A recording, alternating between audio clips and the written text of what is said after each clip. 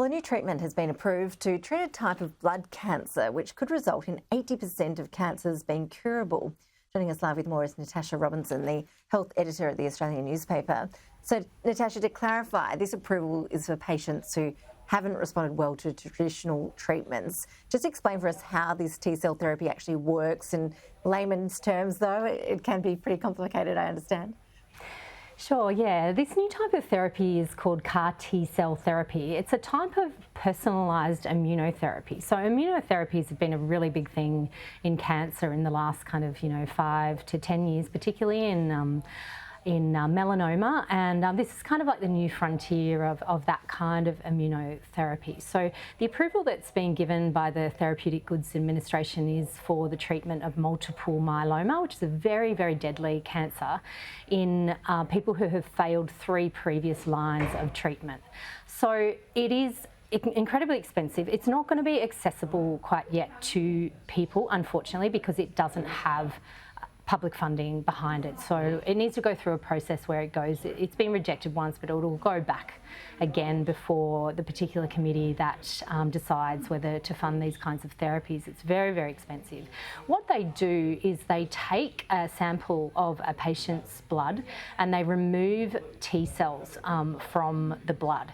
They send the T cells to a special laboratory in a really highly specialised process. They sort of re-engineer the T cells so that they're primed to actually fight the cancer. So they're using the body's own immune system to fight the cancer.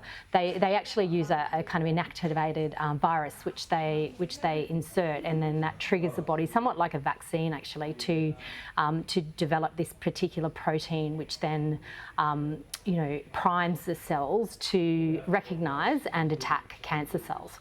So that's the way it works. It is highly effective. There was some really important research delivered in Chicago this week that's been published in the New England Journal of Medicine, saying that in this particular cancer, multiple myeloma, this actual treatment that has been approved in Australia today can halt cancers that have not responded to other treatments in 75% of people. So it is, an enormous sort of ray of hope for patients. If it does get the public funding behind it, it'll definitely be transformative. And this is really the start of the process. Really, this is the first common cancer it's been approved for, and it will go on from here. Even beyond cancer to things like even infectious diseases, autoimmune diseases. It's got a wide range of applications that this particular technology could be used for in the future. So do you expect that public funding will be forthcoming to make it more accessible for patients? When you say it's going to be very expensive, what are we talking about here? Yeah, well, it's actually around about $500,000 for one individual at the moment. So as you can imagine, that's completely inaccessible to, probably almost everyone.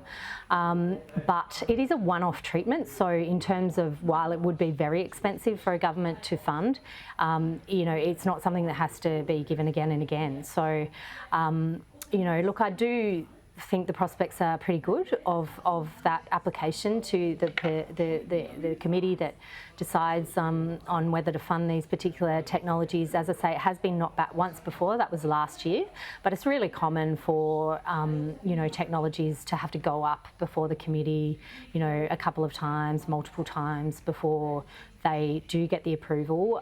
The Federal Health Minister, Mark Butler, has made it very, very clear that he's, very much in support of these technologies being, given the full backing of the government. So, it's an independent committee, but I think that will stand in its favour, and certainly the approval from the TGA will be a big factor standing in its favour as well in terms of that funding process. Now, Natasha, before we let you go, you've given me a heads up about a story you're working on today, and it's about fasting, which appears to be a pretty hot health trend at the moment. Now, the big question, as I understand it, that you're looking at is milk or no milk in your morning coffee. Does milk count as eating if you're meant to be fasting? Yeah, well, believe it or not, this is actually a huge issue for a lot of people and something that a lot of people are really, really confused about. So, I mean, I think like, the 5-2 was really popular, but a lot of people these days are doing the 16-8. They do time-restricted eating. And one of the things that, a lot of people really, really like to do in the morning is have a coffee. If you are fasting, strictly speaking, you are not supposed to, have any sort of calories whatsoever, or milk is certainly out of the equation. So, the whole thing is you need to, drink your coffee black. But of course, a lot of people really don't like black coffee. So I've been talking to dietitians and, experts in nutrition and, physiology about the effects of having milk in your coffee. Like, is that going to break your fast? Is that going to push you out of your fast and just kind of sabotage, all the sort of effort that you're making?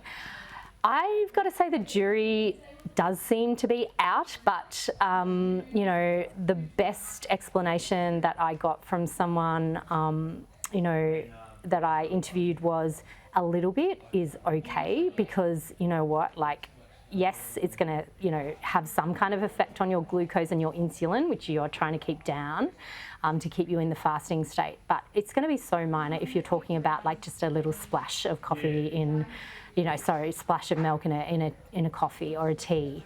But she's like, it's fine. A little bit, it will have that effect, but it will come back down and keep, you'll be straight back into the fasting state within the, matter of 5 or 10 minutes. So, but she's talking about a small amount of milk. So we're talking about 2 tablespoons, which is not a lot. So anything more than that, she's like, no.